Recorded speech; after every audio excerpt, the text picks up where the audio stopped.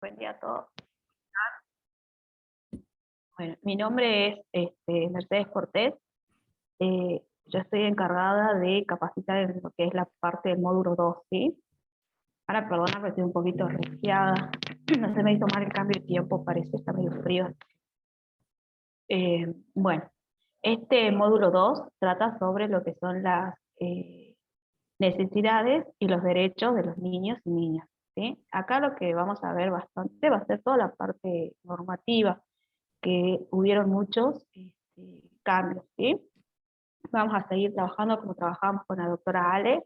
Yo le voy a dejar en clase unas actividades de acuerdo a lo que vamos viendo, ¿sí? Me avisan si no se escucha bien cualquier cosa. Y comenzamos con lo que sería nuestro tema. Otra cosa, los temas como están en el Power están planteados como está en el manual, ¿sí? Que se recibió. Así que comenzamos con la página 123 y yo los voy, solamente es como un resumen que hice, pero va de acuerdo al manual. Bueno, dijimos que íbamos a ver entonces las características, necesidades y derechos de los niños y niñas, ¿sí? Acá lo que vamos a comenzar nosotros viendo es la definición de infancia, ¿sí? La concepción que se tenía acerca de lo que era la niñez, este periodo de niñez. Entonces decimos que no es algo dado, estable y natural, sino que las concepciones acerca de la infancia han variado a lo largo de la historia. ¿Por qué? Vamos a hacer un poquito de antecedentes, como les dije al comienzo, y vamos a comenzar con lo que es la edad antigua y la edad media, ¿sí? En donde justamente este periodo no era reconocido. Entonces, no lo reconocían, no veían qué necesidades tenía ese niño. Era solamente, bueno, los derechos recaían sobre lo que era una persona adulta, ¿sí? Eh, Decimos que la niñez es una construcción cultural e histórica, cuyos significados pueden variar en distintos contextos, ¿sí? Y que esa construcción va cambiando a lo largo de la historia. Entonces, estamos en una edad antigua en donde no se reconoce este periodo, ¿sí? No se reconoce las necesidades que tiene este niño, la protección que necesita. Y llegamos a un siglo XVIII en donde comienza por ahí a acuñarse ideas, ¿sí? A través de un filósofo, Rousseau, quien empieza a observar al niño e introduce esta idea del niño que nace bueno, ¿sí? Entonces comienza como que a ver que necesita observarse y ver qué características y qué necesidades tiene este periodo, o digamos, este niño, ¿sí? También hay que remarcar que con el fin de la revolución industrial se deja de ocupar lo que es la mano de obra infantil y justamente estos niños dejan de trabajar, ya no se los necesita, entonces tienen mucho tiempo de ocio. Entonces, ¿qué se hace? Empiezan a estudiar, ¿sí? Entonces vamos viendo cómo de a poquito el niño se va introduciendo, si bien no se está hablando todavía de derechos, pero bueno, como que se le introduce eh, y se le va dando un poquitito más de lo que es la vida y lo que les correspondería por el solo hecho de ser niño, ¿sí?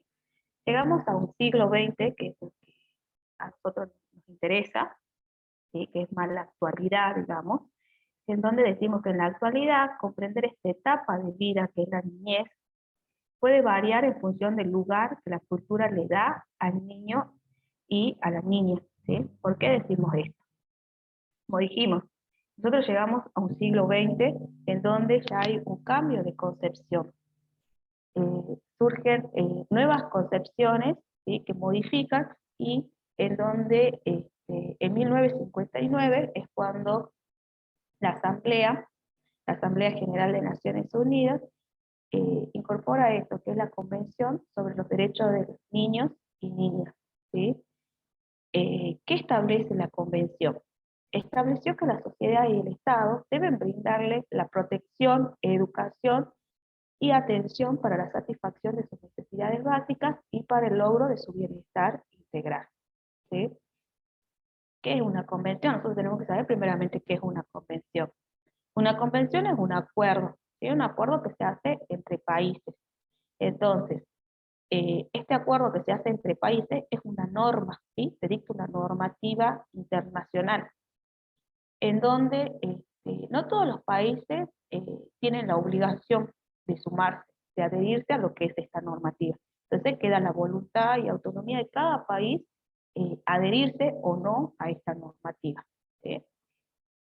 Es así que, bueno, nuestro país, es lo importante que nosotros veamos también eso, sí se adhiere, ¿sí?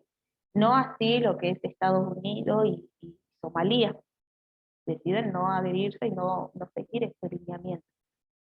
Eh, ¿Qué es lo que busca justamente? Como dijimos acá, busca esto, la protección del niño, ¿sí? Que el niño esté bien, el bienestar integral de esta personita, ¿sí? O de este periodo que es la niñez. Esta ley justamente va a proteger al niño desde que nace hasta los 18 años que adquiere la mayoría de edad. Esta convención cuenta con 54 artículos, con un preámbulo, ¿sí? Eh, Esta convención también es importante que remarquemos que una vez que el país se adhirió a la convención, eh, cuenta con determinados órganos, ¿sí? Que son comités que controlan el cumplimiento, porque el país al incorporarse se compromete a seguir los lineamientos. Entonces, ¿esto qué implica? Un cambio de normativa, ¿sí?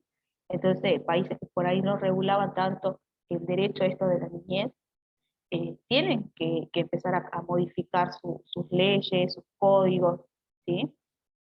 Eh, entonces, eh, nosotros, nuestro país dijimos que sí se adhiere y le da una jerarquía constitucional a lo que es esta convención, ¿sí? ¿Qué significa jerarquía constitucional? Significa que se incorpora un tratado internacional a la Constitución, ¿sí? En el artículo 75, inciso 22. Y a su vez, tiempo después, en el 2005, es que se dicta una ley nacional, que es la Ley de Protección Integral de los Derechos de Niños, Niñas y Adolescentes, ¿sí? Entonces, estas nuevas incorporaciones que hacen, continúan con el lineamiento que tiene la Convención, y es así que también surgen modificaciones en el Código, en el Código Civil, en donde hay nuevas instituciones que buscan esto, el salvaguardar, el cuidar, el proteger al niño, ¿sí? Que se deje de lado esta vulneración y comiencen a respetarse los derechos que se establecen y que nosotros como país, al adherirnos, nos obligamos a hacerlos cumplir, ¿sí? Y ¿quién va a ser el encargado de hacerlo cumplir? El Estado, ¿sí? El Estado a través de organismos está encargado de hacer cumplir lo establecido en la normativa, ¿sí? En la normativa internacional, que luego se convirtió en, tenemos una normativa nacional. A su vez, como vemos, esta asamblea, como les dije, lo que tiene el objetivo es velar por esta protección del niño, y de acuerdo a lo que nosotros hablábamos, vimos que hablaba de construcción social, que es una construcción cultural e histórica cuyos significados pueden variar en distintos contextos, ¿sí? Eso hablamos en distintos contextos porque va a depender del país que se adhiera. No todos están obligados, como dijimos, no hay obligación cuando el país se adhiere. Y esa construcción va a ir cambiando a lo largo de los años. ¿Por qué? Porque a medida que va pasando el tiempo, se van necesitando nuevas normativas, ¿sí? Porque por ahí van surgiendo nuevos actos ilícitos que vulneran estos derechos de la niñez, ¿sí? Es así que después que se dicta la convención, ¿sí? Que es en 1959, eh, se hace como un relevamiento y se puede decir que en el año 2000 ya hay 189 países que se adhirieron, ¿sí? Pero continúa abierta para que los países se sigan sumando, que mayormente son los países que sufren pobreza, que no se suman y bueno, no cumplen con esto, con los derechos del niño, no, son esos países que todavía faltan, ¿sí? También es bueno destacar que en el año 2002, como le digo, se continúa con esta abolición de la vulneración de los derechos, y se dictan protocolos, ¿sí? Protocolos que son facultativos, en donde lo que se busca es abolir la venta de niños, la prostitución infantil y la utilización de niños en la prostitución infantil. Y otro es la participación de niños en conflictos armados. Como le digo, estas normativas van a ir eh, incrementando a medida de que se va viendo la realidad social. Entonces, por ahí los índices son los que marcan esta necesidad de que el Estado, a través de sus políticas sociales, comience a regular y ponga límites y sancione a las personas que cometen estos actos ilícitos. ¿Sí? Entonces, hablamos ya de la convención, pero ¿qué hace la convención? ¿Sí? ¿Cuál es lo importante de esta convención? Que yo les dije que trae un cambio. ¿Cuál es el cambio? El cambio es este, que considera al niño como un sujeto de derecho. ¿Sí? Ya ese niño no es como un objeto. Cuando hablamos de sujeto de derecho, hablamos con un niño que tiene una autonomía progresiva. ¿Sí? ¿Qué significa una autonomía progresiva? Significa que el niño eh, no es incapaz como se lo consideraba antes, ¿sí? Por ser niño no tenía una capacidad para poder elegir, ni decidir, ni opinar. Ahora, con esta autonomía progresiva, lo que tiene el niño es que ya puede ser escuchado, ¿sí? Si bien va a depender de la edad y del grado de madurez que tenga, pero este niño puede ser escuchado. Y en caso de algún conflicto en donde esté el niño, el juez tiene la obligación de escucharlo, ¿sí? Y una vez que lo escuche, de acuerdo a lo que escuche el niño exprese, el juez va a llegar a una decisión. Antes no se hacía esto. El juez, de acuerdo a su leal entender y saber de la situación que él veía, todo, eh, tomaba la decisión, ¿sí? Ahora no. Entonces, eso es lo importante. Por eso es que hablamos ahora de un niño que es considerado un sujeto de derecho, ¿sí? Eso es lo importante, esa es la modificación, esa es lo nuevo que trae, ¿sí? Lo que incorpora. Y esto que yo estoy hablando de lo que es la autonomía progresiva, ¿sí? Porque esta autonomía va a ser plena cuando adquiera la mayoría de edad. ¿De qué va a depender esta autonomía? Va a ser de la edad y del grado de madurez, ¿sí? No es lo mismo un niño de 4 años a un niño de 12 años, ¿sí? Que ya entiende entre lo que está bien y entre lo que está mal, que ya distingue entre lo lícito y lo ilícito, ¿sí? Entonces, esto no quita que el niño de 4 años no pueda expresarse, sí se puede expresar, pero como les dije, siempre vamos a tener en cuenta el grado de madurez, ¿sí? Eh, bueno, continuamos con lo que es la convención, ¿sí? Que esto es lo que es lo más importante, en donde esta convención también a su vez nos trae 4 principios, ¿sí? Nos marca 4 principios, eh, que son, el primero es de participación. Cuando hablamos de participación, ¿qué nos referimos? Que el niño tiene el derecho a expresarse, ¿sí? Y como yo les dije, siempre se va a tener en cuenta la edad y el grado de madurez. Entonces, el niño puede expresar su opinión, puede expresar sus sentimientos, eh, y bueno, se va a tener en cuenta eso, ¿sí? El grado de madurez y la edad que tiene. También otro principio es el de no discriminación. ¿Qué significa esto? El de no discriminación significa que estos derechos, ¿sí? Que establece la convención y que después nosotros tenemos aparte en la ley 26061, que es la ley nacional, ¿sí? Que continúa, como te dije, con el mismo lineamiento que la convención, significa que todos estos derechos deben aplicarse a todos los niños, sin importar la edad, el sexo, la raza, el credo, o sea, se aplican a todos los niños. También tenemos el principio de interés superior del niño. ¿Qué significa esto? Este es uno de los más importantes y podemos decir la columna vertebral de todo esto, ¿sí? Este interés superior del niño tiene como objeto siempre garantizarle el disfrute pleno y efectivo de todos los derechos que están establecidos en la Convención. A su vez, tiene funciones, ¿sí? Tiene funciones que es un derecho, por lo cual el Estado, dijimos que era quien controlaba que estos derechos se cumplan a través de determinadas medidas. También decimos que es un principio. ¿Por qué es un principio? Porque pueden haber varias opciones, ¿sí? El juez puede tener varias opciones, pero va a tener que tomar o varias interpretaciones de una ley, pero va a tener que decidir por la más favorable al niño, ¿sí? La que más convenga al niño. Y también decimos que es una norma de procedimiento. ¿Por qué? Porque cuando se tome una decisión, siempre se va a tener en cuenta las repercusiones que puede generar esa determinación del juez, ¿sí? Que pueden ser repercusiones negativas o positivas. Por ejemplo, eh, un niño que sufra maltrato, ¿sí? En el seno familiar. Entonces, que el juez decida, ¿sí? Que el niño sea apartado de ese seno familiar, lo que va a generar en el niño, introducirlo en otra familia sustituta, es justamente, van a ser repercusiones positivas. ¿Por qué? Porque el niño va a dejar de sufrir, va a dejar de vulnerar sus derechos. Entonces, esto lo que va a traer aparejado van a ser justamente repercusiones positivas. Entonces, todo esto tiene que analizar un juez antes de tomar la decisión. Siempre hacer primar el interés superior del niño, que el niño esté bien, que el niño se le garantice el cumplimiento de todos estos derechos, ¿sí? El derecho a estudiar, el derecho a una salud. Entonces, todo eso va a tener que tener siempre en cuenta el juez, ¿sí? Eh, el otro principio y último principio es el de supervivencia y desarrollo, ¿sí?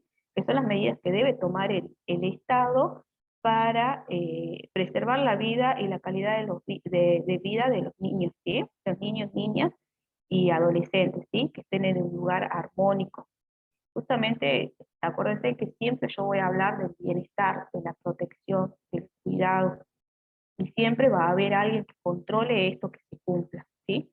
Si bien capaz que por ahí puede ser la familia, pero el caso es que la familia omita este cuidado, o que el niño no tenga una familia, ¿sí? Ya puede ser por diferentes circunstancias, porque los padres hayan fallecido, porque los padres no quieran hacerse cargo y renuncien ellos, ¿sí? A este derecho, el juez va a ser quien decida, ¿sí? Quien decida lo mejor para el niño, pero siempre, como les dije, teniendo en cuenta todos estos factores, el interés superior del niño. Eh, bueno, esto es lo que es la parte de la convención, que a mí me interesa que ustedes recuerden siempre que eh, lo que lo que hace o lo que introduce el cambio importante es esto, ¿sí? Niños que son sujetos de derechos. Se deja de lado esta visión paternalista en donde era la persona adulta quien decidía, quien tomaba las decisiones, y el niño era un objeto o un ente que no podía emitir opinión, ¿sí? Se deja de lado toda esta visión para generar ahora y darle los derechos, si bien no son plenos, pero son derechos que van a ser plenos cuando adquiera la mayoría de edad. Entonces hablamos de una autonomía progresiva, ¿sí? De una capacidad progresiva, no de una incapacidad, ¿sí? Y que bueno, nuestro país se adhiere a lo que es la convención y que le da una jerarquía constitucional y a su vez también dicta una ley nacional, ¿sí? Que sigue los parámetros. La ley tiene los mismos parámetros, lo que yo les estoy comentando también está en la ley nacional, ¿sí? ¿Y qué implica esta convención? Implica que el país que se adhirió justamente siga las directrices, ¿sí? Y que no dicte leyes que sean contrarias a la convención. Y que continúe con esto que es el avance, ¿sí? Que tiene como objetivo justamente continuar con el cuidado del menor, ¿sí? De acuerdo a las realidades, a las construcciones sociales, continúe con este, este, con este cuidado y preservación de los derechos, ¿sí? Ahora, vamos a continuar, pero yo les voy a mostrar un videíto, siempre relacionado con esto, con lo que estamos viendo ahora, que son los derechos del niño, ¿sí? Hablamos mucho de lo que tiene que ver que el niño tiene derecho a expresarse. Entonces, ahora les voy a hacer ver un video.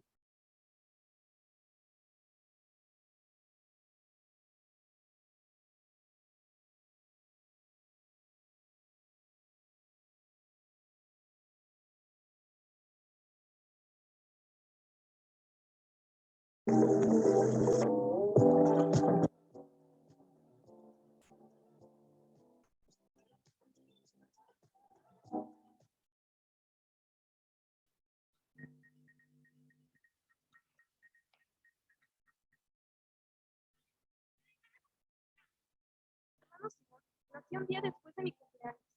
Yo como estaba tan contenta para darle la bienvenida, decidí regalarle mi muñeca favorita, pero mi papá no me dejó dar. Lo peor vino cuando creció, que no me Mer, dejaba, se escucha bajito. incluso me prohibieron A seguir ver, ahí manejando por su. los pasillos, porque según mi papá, era un juguete de niños. Mi mamá le preguntó, ¿por qué no lo pueden jugar las niñas? Y mi papá le respondió, pueden ser peligrosos para ellas. Además, las mujeres deben ser delicadas, por eso cada quien tiene sus juguetes. Cuando crecimos más, nos dieron permiso a salir a jugar en la calle. Bueno, le dieron permiso a mi hermano porque a mí me pusieron a ayudar en las tareas de la casa mientras él juega con sus amigos. Muchas veces pensé que debía haber nacido un niño para poder jugar como ellos. Claro que a veces a él tampoco le iba bien. Si, por ejemplo, terminaba herido, aunque mi mamá llegara a sobarlo, mi papá lo regañaba. Los varoncitos no lloran. Aguántese. ¿Qué no es hombre? Yo me preguntaba, ¿por qué los niños no pueden llorar?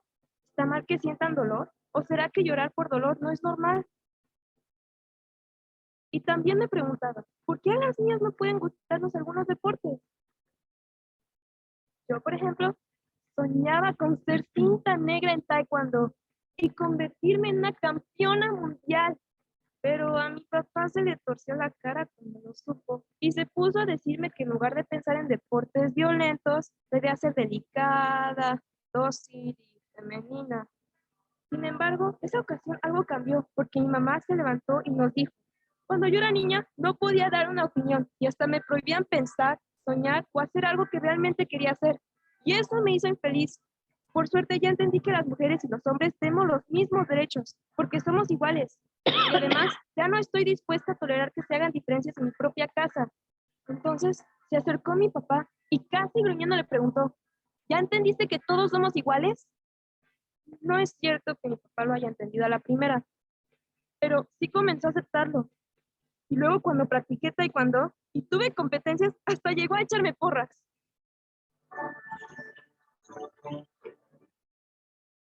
Bueno, este video es para empezar con el próximo tema, ¿sí?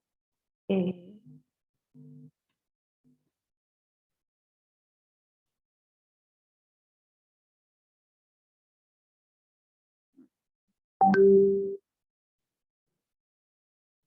bueno, no quiere cambiar.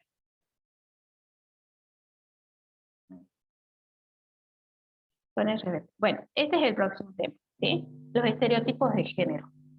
¿Qué son los estereotipos de género? Son los prejuicios culturales existentes en el grupo acerca de los comportamientos y las actitudes que culturalmente se asignan a los niños y a las niñas. Entonces, ¿qué son? Son ideas, ¿sí? Que esas ya las traemos de nuestros antepasados, en donde como que tenemos ya un listado taxativo de que si es niña, qué puede hacer, cómo debe vestirse, qué debe sentir, y si es niño, lo mismo, ¿sí? Nosotros en el video podemos ver que la nena trata de regalarle una muñeca al hermanito y no la deja, ¿sí? Que el hermanito llora y que el padre no le gusta porque los varones no deben llorar. ¿Sí? Esos son los estereotipos de género. Entonces, acá tenemos algunos ejemplos, ¿sí? de lo que son las frases comunes que son, que entran dentro de estos estereotipos de género. Por ejemplo, a las niñas no les gusta jugar a la pelota.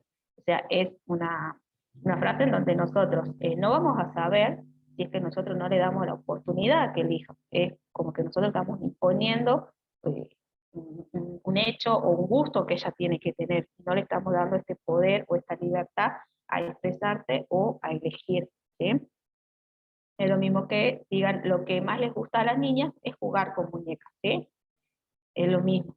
A los niños hay que vigilarlos más porque son más traviesos que las niñas, como que marca que el sexo es lo que define el comportamiento, y no es, no es así. Yo creo que tanto las niñas como los niños pueden portarse mal, pero bueno, no depende justamente del sexo. Las niñas deben ayudar en las tareas de la casa Igual que los niños no pueden cuidar a sus hermanos menores. ¿Por qué? Porque nosotros, con el solo hecho de ser mujer, ya traemos ese título de ama de casa, ¿sí?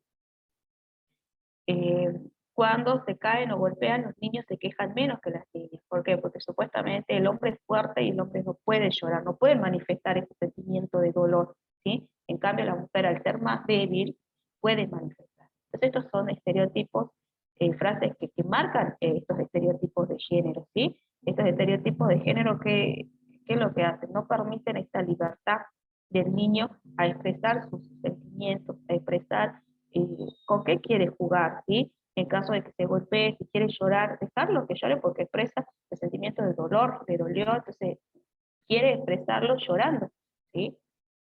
Entonces nosotros, como futuros cuidadores y cuidadoras, justamente tenemos que empezar a terminar y ponerle un fin a este tipo de ideas, ¿sí? A estas ideas que vienen como que ya en listas marcadas, ¿sí? Y establecidas, que bueno, que son niñas, hacen esto, y son varones, hacen esto. No, terminar con esto. Y las chicas me decían, sí, pero es difícil, sí, es difícil. Si nosotros vimos lo que es la historia, hasta que llegamos, que fue un avance grande, estas nuevas concepciones de lo que es un niño, cómo se lo considera, de venir siendo el niño un objeto, entonces llegamos a la concepción de se lo considera sujeto, por la suma de cambios de idea de uno, de otro, le digo, un granito suma, ¿sí? Entonces estamos en un siglo XX en donde capaz que nosotros empecemos a cambiar estas ideologías y después los niños que nosotros cuidemos también en un futuro con sus hijos también les permitan, le den esta libertad de elección y no la restrinjan ni la limiten, ¿sí? Ni pongan lo que ellos quieren o creen que deben jugar por solo ser mujer o varón, ¿sí? Entonces yo creo que nosotros desde hoy tenemos que empezar a terminar con estas ideas y dar este poder o esta libertad de elegir al niño, ¿sí? Que elija con qué quiere jugar y a qué quiere jugar o qué deporte quiere practicar, ¿sí? Este, sin, sin la necesidad de que uno, por ser grande, ¿sí? Imponérsela, porque eso ya quedó en el pasado, toda esta visión de que uno por ser grande le imponía al niño tener que hacer esto, como si no tuviera derechos, ¿sí? Como si no tuviera el derecho a la libertad de expresión, a la libertad de elegir. Entonces, entonces esto es lo que yo propongo, sugiero que nosotras como futuras cuidadoras empecemos con este cambio de idea y demos este marco de libertad al niño para que pueda elegir, ¿sí? Si quiere agarrar, si es nena y quiere jugar con un auto, permitirle, si quiere jugar a la pelota, ¿sí? Eh, y no limitar. Si bien es difícil porque por ahí son ideas que ya traemos desde hace mucho tiempo, pero bueno, yo creo que es importante que vayamos cambiando de a poco y como le digo, o sea, todo suma. Es como que vamos poniendo un granito de arena y en algún momento esto se va a terminar, estas ideologías, ¿sí? Y el niño va a poder expresarse plenamente. Esto es lo que son los estereotipos de género en cuanto al ejercicio del rol como profesional, del rol de nosotras como cuidadoras o cuidadores, ¿sí? Vamos bien hasta ahí, no hay ninguna duda. Así continuamos. Vamos a continuar con todo lo que es la convención. Acá estamos viendo el derecho del niño a la libertad de expresión, ¿sí? Que, como le digo, todavía está muy peleada porque todavía no se respeta esto de que él pueda elegir o ella pueda elegir con qué quiere jugar. Como que todavía está muy limitada por un adulto, ¿sí? Continuamos ahora con otro video y también hace referencia a la convención, pero acá ya no vamos a ir a lo que son los derechos, vimos los principios, ¿sí? Ahora vamos a empezar a desglosar los derechos, ¿sí? Convención de los Derechos de la Niñez, 1989. ¿Por qué es importante? Es la primera ley internacional que establece los derechos de niñas, niños y adolescentes. Establece responsabilidades obligatorias para los estados firmantes. Protege a niñas, niños y adolescentes en el ejercicio de sus derechos plenos, su desarrollo físico, mental y social, y a la expresión libre de ideas y opiniones. Profe, disculpe, ¿es un video? Establece Es un video porque no se visualiza en la pantalla el video. Ay, no se visualiza. A ver. No. Sí que ya salí. A ver, vamos de nuevo entonces. Gracias por avisarme. Ahí está. Bueno, ahí lo pongo. Ahí está. Convención de los Derechos de la Niñez, 1989.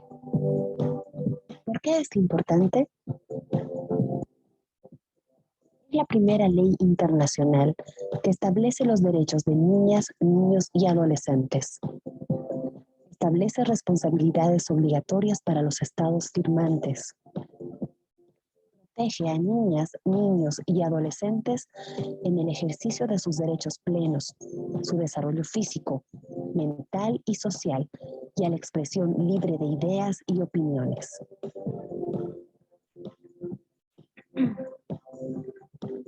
¿Qué establece? La protección integral como máxima obligación de los estados, desde la que se procura promover, defender y proteger todos los derechos humanos de todas las personas menores de edad. El interés superior como principio orientador de cualquier medida, acción y decisión que se tome en relación con situaciones en las que estén involucradas personas menores de edad, incluyendo adolescentes. Siempre debe asegurarse el desarrollo integral y el ejercicio de los derechos de niñas, niños y adolescentes en forma plena y eficiente.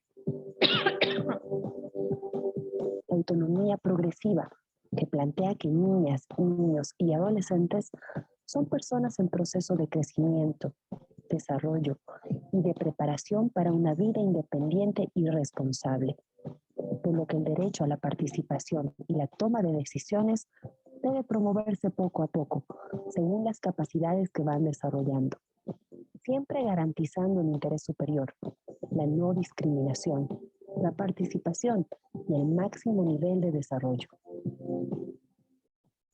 El reconocimiento completo de los derechos y capacidades progresivas de niñas, niños y adolescentes para participar protagónicamente. Bueno, terminamos con el videíto y continuamos con lo que es el próximo tema, ¿sí? Que continuamos con esto que...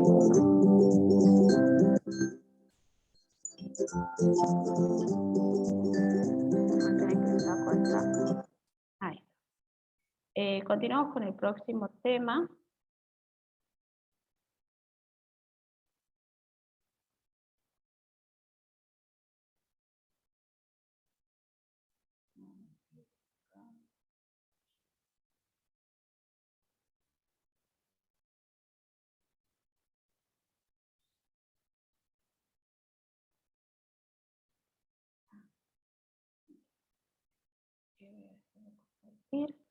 Y vamos con lo que es el próximo tema.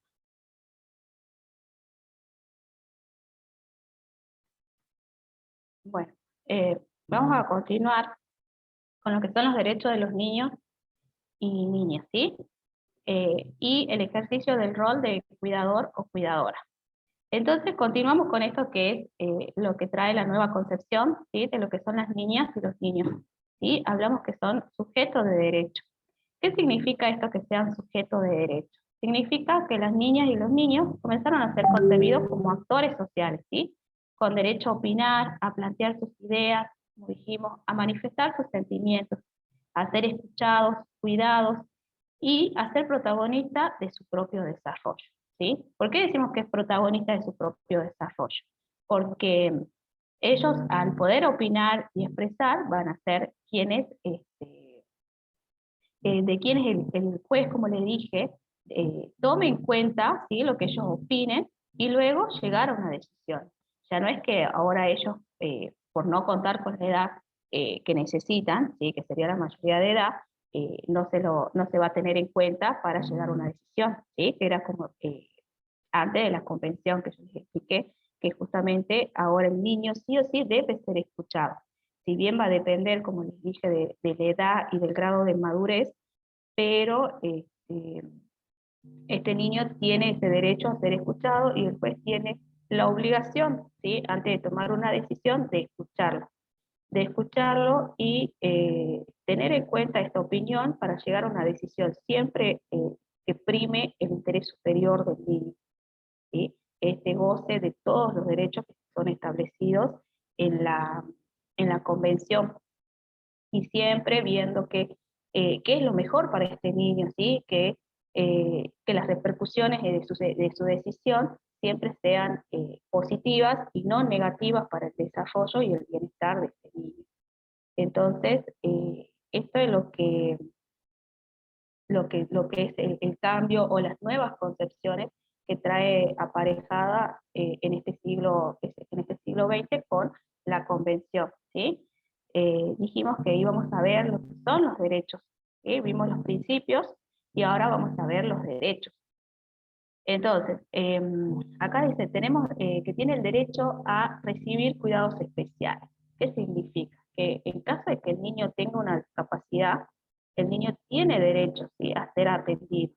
Esto tiene que ver mucho también con la parte de salud, ¿sí? Que el niño tiene derecho a gozar de un buen estado de salud, ¿sí? Si, bueno, cuenta con obras sociales, bueno, obvio que va a estar en un establecimiento privado, lo van a atender, pero en caso de que no cuente, el Estado tiene que brindarle los medios, ¿sí? Tiene que brindarle un hospital público en donde el niño pueda asistir y gozar de este buen estado de salud. También hablamos que todo niño tiene derecho a gozar de una familia, ¿sí? Y esto iría muy unido a lo que es el derecho a no ser abandonado, ¿sí?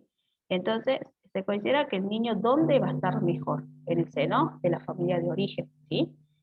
Salvo casos excepcionales en donde el niño va a tener que ser separado, por ejemplo, sufre maltrato, no conviene que el niño continúe, ¿sí? Recibiendo estos malos tratos. Entonces, después puede llegar a decir que se lo separe de su familia de origen, o puede ser que el niño, los padres fallezcan, entonces el juez tiene que ver cómo continúa este niño, ¿sí? En qué familia, en qué seno familiar, justamente para que lo sigan protegiendo y buscar su bienestar.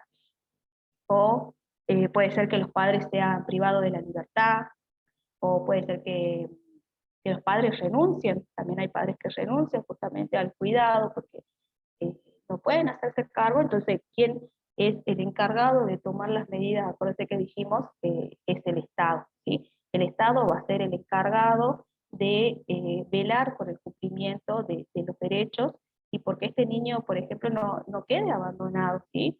Acordémonos que estamos hablando de un menor que todavía no tiene una autonomía plena y una madurez, ¿sí? Entonces no puede llevar a cabo muchos actos ni tomar muchas decisiones.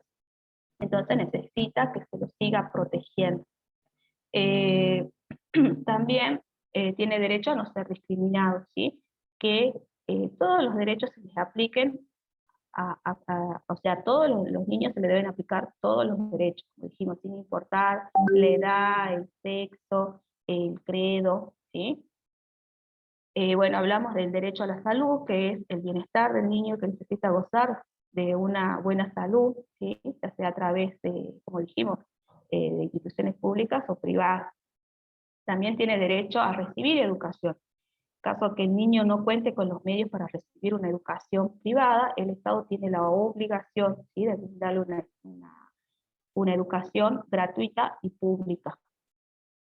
El niño que nace tiene derecho a tener un nombre, ¿sí? Todo niño tiene derecho a una identificación, a una nacionalidad, no puede ser un niño NN, ¿sí? Tiene que tener un nombre y un apellido. También tiene derecho a ser niño. ¿Qué nos referimos? El derecho a ser niño significa que tiene derecho a jugar, a estudiar, a gozar de una buena salud, ¿sí? Que muchas veces esto se ve vulnerado con lo que es la explotación infantil, ¿sí? En donde no en donde no se tiene en cuenta a este niño como, como lo que es un niño, ¿sí? En donde, si bien nosotros después vamos a ver que los adolescentes pueden elegir de trabajar o no trabajar, pero siempre dentro de un marco legal, ¿sí? En donde se limiten tanto las horas de trabajo, en donde se disponga que tiene que continuar trabajando, ¿sí? Entonces, vemos que si bien es como que estamos diciendo que se tiene que respetar, pero bueno, hablamos de la autonomía progresiva, en donde el niño ya puede ir eligiendo, ya no es un niño, digamos que es un adolescente, ya distingue y ya sabe, pero se continúa velando esto que es los derechos, ¿sí? Derecho a descansar, a estudiar, limitando ciertas cantidades de horas de trabajo, ¿sí? Y ciertos modos. Ya vamos a ver enseguida lo que es el trabajo en adolescentes, ¿sí? A crecer en libertad. ¿Qué significa crecer en libertad? Que el niño pueda expresarse, ¿sí? Que pueda expresarse, pueda expresar su opinión, lo que siente, libremente sin que sea restringido. Y bueno, a recibir una protección. Cuando hablamos de recibir una protección, bueno, que todo niño tiene derecho a ser cuidado, protegido, ¿sí? Ya sea por la familia, y bueno, como dijimos recién, en caso de que el niño no cuente con una familia, ya sea por diferentes razones, quien va a velar por él va a ser el Estado, ¿sí? A través de distintos organismos, se va a buscar justamente el bienestar de este niño. Eh, bueno, nosotros hablamos de esta autonomía progresiva, ¿sí? Que a medida que va pasando el tiempo, el niño va a poder tomar determinadas decisiones porque se considera que a partir de los 10 años el niño ya entiende entre lo que está bien y entre lo que está mal, ¿sí? Es diferente a un niño de 4 años que todavía no entiende. Entonces, se permite que el niño pueda tomar determinadas decisiones siempre y cuando entienda el acto que está por llevar a cabo, ¿sí? Por ejemplo, a partir de los 16 años, este adolescente puede contraer matrimonio, siempre que exista la autorización de los padres, ¿sí? En caso de que los padres no den la autorización, esta autorización se puede suplir con la autorización del juez, pero el juez, ¿qué va a hacer? El juez va primero a escuchar a este adolescente, lo va a citar y va a escuchar al adolescente, a ver si el adolescente entiende tal acto, ¿sí? Entonces, si el juez considera que el adolescente entiende lo que está por hacer, contraer matrimonio, va a dar su autorización. Después, entre los 13 y 16 años, pueden decidir por sí mismos sobre la realización de cualquier tratamiento, siempre que no sea de tipo invasivo y no se ponga en riesgo su vida ni su integridad física, ¿sí? Y en caso de que ponga en riesgo, va a necesitar siempre la autorización de los padres, quienes son los responsables y los que van a velar por este bienestar del menor. Si son menores de 16 años, se los considera adultos para todas las decisiones que se refieren al cuidado del cuerpo, ¿sí? Ya se considera que ya está casi llegando a lo que es la autonomía plena, digamos la mayoría de edad, porque está en los 16 años ya no queda nada, entonces se considera que ya va teniendo un cierto grado de madurez, ¿sí?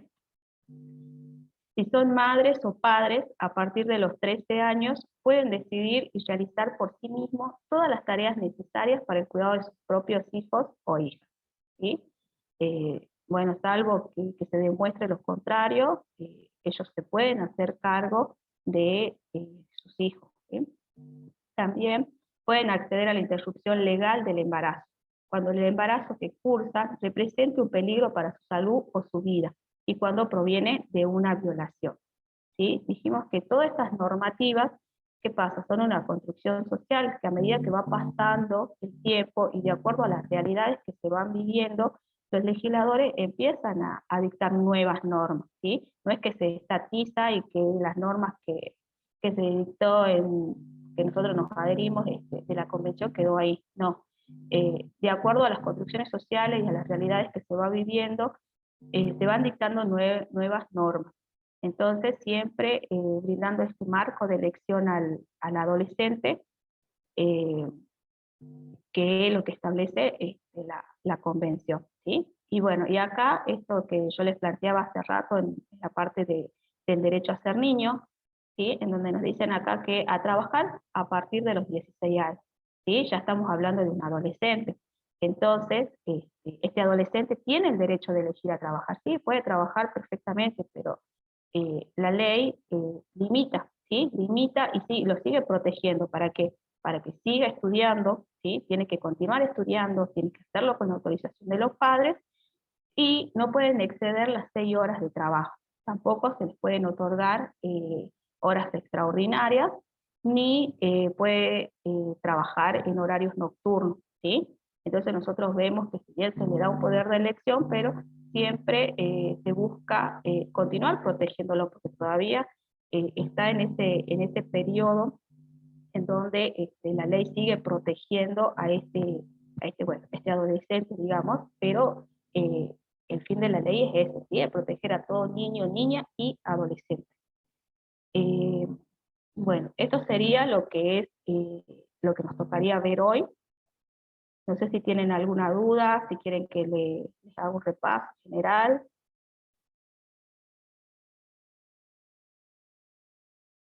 ¿Les hago un repaso? ¿No?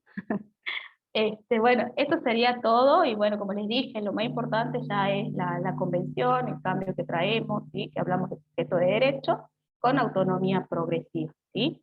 Que hablamos de los principios y los derechos que tienen. Y bueno, esto sería todo por hoy. ¿Anto? Sí, bien. Bueno, si no hay ninguna duda, me gustaría que para los que, bueno, no tienen todavía la cámara prendida, la prendan, así hacemos una captura de pantalla.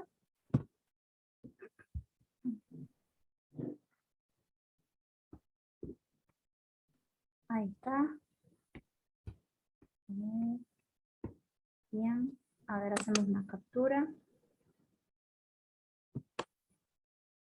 Ahí está, perfecto. Listo. Si no hay dudas, entonces podemos dar por finalizada la clase. Gracias, y bueno, nos vemos en la próxima clase, y ante cualquier duda, me consultan, ¿sí? Listo, gracias. Que estén bien, nos vemos.